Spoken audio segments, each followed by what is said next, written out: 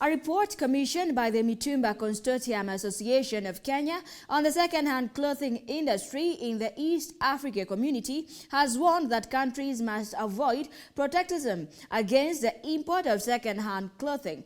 This report comes as trade ministers converge in Kenya this week for the 54th All-Africa Trade Ministers meeting of the African Continental Free Trade Area, where the origin of textiles is set to be discussed. Here are the details.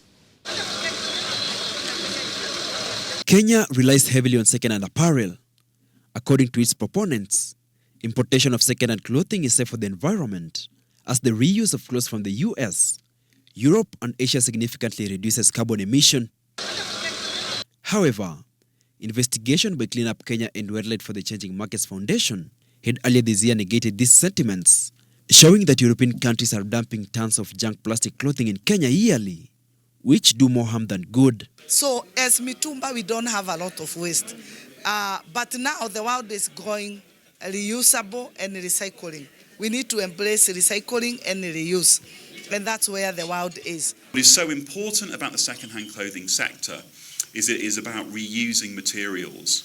And if we are going to combat the long-term challenge posed by climate change, if we're going to create a cleaner, greener future, if we're going to improve the quality of the environment for all of our people, then we're going to need an economic model which is much more based on the reuse of materials.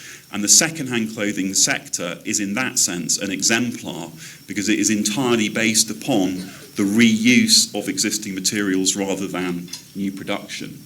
While the collapse of the local textile industry has translated to huge revenue losses, the Mitumba industry, according to the Second-Hand Clothing Association, still has the potential to create more jobs in the EAC countries. There is no need to undermine Mitumba because of the new textile industry. Mitumba and the new textile, they can coexist.